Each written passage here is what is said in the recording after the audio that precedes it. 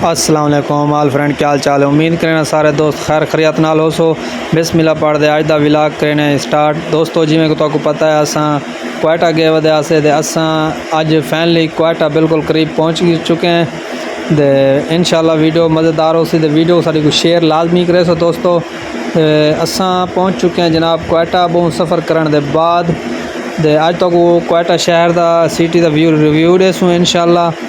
ते इस टाइम असां क्वेटा के बिल्कुल ही करीब पहुँच चुके हैं। तो सारा साथ देने पे अरशद बिरा ते सगीर सारी रात ड्राइविंग करने के बाद रकनी पहुँचा से। रकनी की वीडियो तो देख ही दियो सी। तो हुण असां पहुँचते पे क्वेटा के बिल्कुल ही करीब। इस टाइम जनाब असां गड्डी दे विच एक बे नाल गपशप ले बैठे हैं। चिल माहौल है। तो जिंदगी मैं जितनी ड्राइविंग की है हर जगह ते गया, लेकिन मेरे को जितना मज़ा क्वेटा में आया इतना मज़ा कहीं जा भी नहीं आया।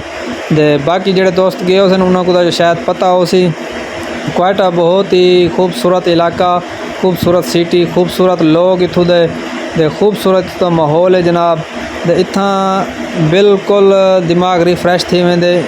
ते इन्हें रोड चेक करो कैसा रोड है माशाल्लाह। एक तो इतना बिल्कुल सन्नाटा कहनी सन्नाटा है, बिल्कुल खामोशी है इतना, बिल्कुल शोर कहनी। क्योंकि असां तो पता शोर वाले इलाके दे रहने वाले हैं, शोर चुके हैं। तो यकदम असां वीराने दे विच गए तो यकीन करो दोस्तों बहुत मज़ा है। तो सामने हर पासे देखो सेबां दे बाग हैं, अंगूर दे बाग हैं, इत्थां कन बहुत ही मज़ा है। तो ये सारे सी पहाड़ हैं, इत्थां देखो चेक करो। तो बहुत ही मज़ा आंदा इलाके दे विच आवन नाल। तो मैं दोस्तों यो कोई तो आखसां कि तुसां भी एक दफ़ा ज़रूर विजिट करो। विजिट करे सो इंशाल्लाह तुसां वाकई आखसो कि क्वेटा वाकई है कोई शय है क्वेटा। क्योंकि उमें भी मशहूर है सारे पाकिस्तान दे विच, क्योंकि इतना बार्डर के इलाके ने इतना किन सारे। तो माशाल्लाह हुण सामने नाल डबल रोड भी बनता पे क्वेटा का जनाब। टाइम थींदा पे दा दे असां फाइनली काफ़ी सफ़र करने के बाद अरशद बिरा दे मैं ते उस्ताद सगीर साहब और असीं सम गया असां, क्योंकि उन्होंने को डिमावने रेस्ट गया से। ते असां डूएं गप शप ला के सारी रात सफ़र करके ते सुबह 10 बजते पे असां हुण पहुँचते पे क्वेटा। ये सामने सगीर साहब भी जनाब हुण उठी हैं ते वो भी अपना मसरूफ बैठे हुण।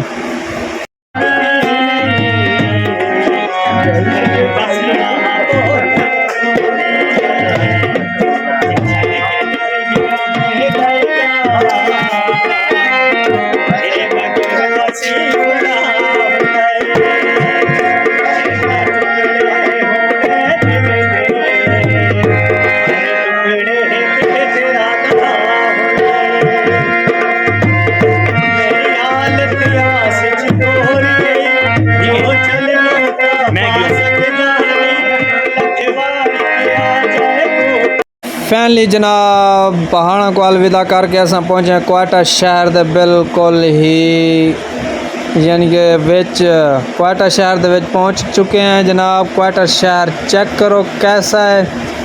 तो माशाल्लाह बहुत ही खूबसूरत सिटी क्वेटा। तो बहुत ही रश कम है, इतना के लोग बिल्कुल कम हैं। तो एक मज़े की गाल है कि इतना औरतों का होने भी क्या नहीं माशाल्लाह। मेरे को सब तो पहले सब तो ज़्यादा जी गाल अच्छी तो पसंद आई है इस इलाके की कि वह है औरत जी इतना कहन कै नहीं होंगी, वो सिर्फ घरों के रही है। तो साढ़े पंजाब दे विच या सिंध दे विच जिमें होंगी तो पता है ज़्यादा औरतां बाहर होनी इतना कै नहीं होनिया। असां जितना सफ़र किए सबको औरत नज़र कै नहीं आई। तो फाइनली जनाब असां क्वेटा शहर को थोड़ा जहा अगा वेंदे पे। तो अज सारा स्टे है अगा असां वेंदे पे इस टाइम जनाब पशीन के इलाके दे विच। सारा चक्कर बन गए पशीन के इलाके दे विच।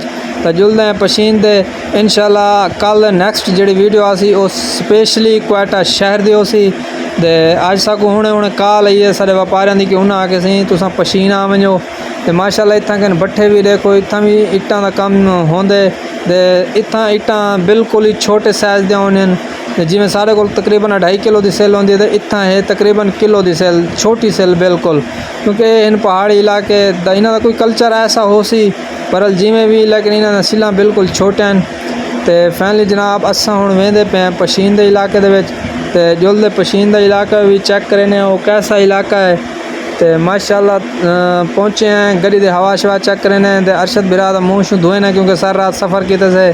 तो हुण इंदा धोएंदे पे मूँह तो माशाल्लाह देख सकते हो अरशद बिरा काफ़ी सफ़र करता है। तो असा के चलो गड्डी कोई थोड़ा रेस्ट करा गिनूँ ते हवाएं भी चेक करवा गिनूँ। तो फैनल जनाब हवा चेक करवा के असा वेंदे पे पशीन सामने बोर्ड भी लग्या खड़ा है।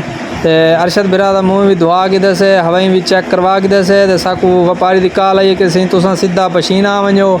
तो असा हुण वेंदे पे पशीन ते असा गड्डी कर दी उस्ताद के हवाले।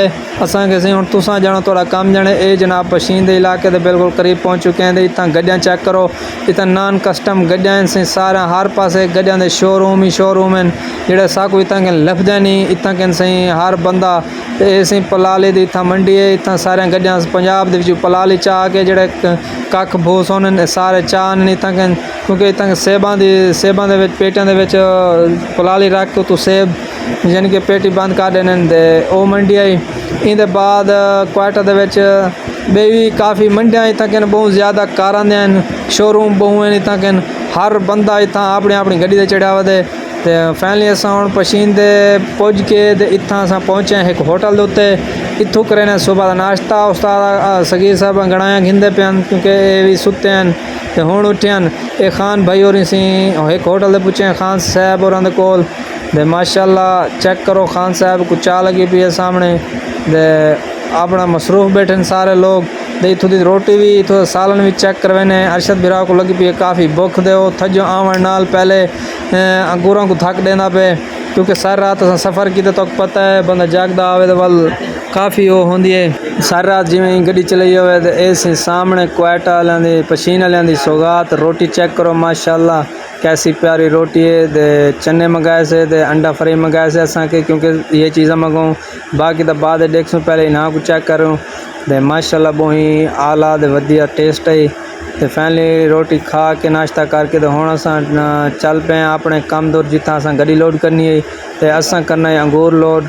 तो असां हुण वेंदे पे असें पशीन दे इलाकियां दे विच इलाकियां दा विजिट भी करवेसूँ। इतना चेक करो कोई मोटरसाइकिल बहुत कम हैं।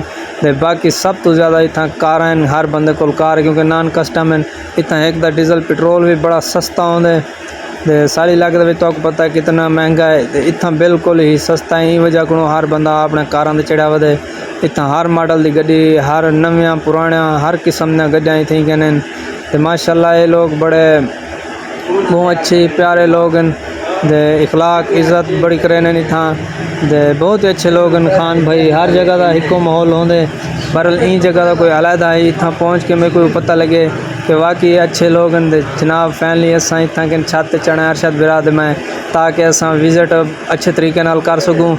तो असा इतना बड़ा इंजॉय करें पे दे माशाल्लाह बहुत ही सोहने इलाके हैं। दे तुसा आप भी देख सो साढ़े चेहरे के उत्ते क्योंकि असा इलाके दे विच आके खुशी महसूस की से। दे काफ़ी लोग जोड़े आदन से नहीं ये इलाके अच्छे कहीं लेकिन मैं उन्होंने अक्सर वो गलत हैं। लेकिन तुसा साकू देख के तुसा खुद भी अंदाज़ा लो कि असा कितने खुश हैं।